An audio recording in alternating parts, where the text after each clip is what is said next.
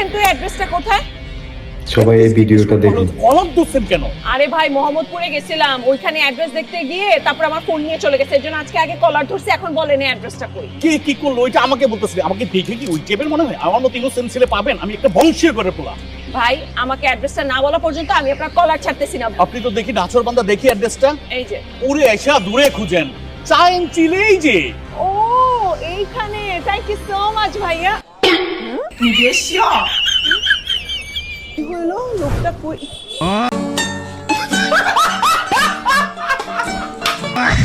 Seriously বুঝলাম না, সবাই খালি সারাক্ষণ মোহাম্মদপুরের কথা বলে, আমার তো মনে হয় যে আমরা কোথাও সেফ না। যাই হোক আমার মাথা একদম গরম হয়ে গেছে।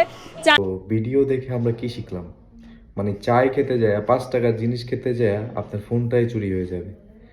তো এরকম জায়গায় যাওয়ারও দরকার নাই, আর ওরকম জায়গায় খোঁজারও দরকার নাই।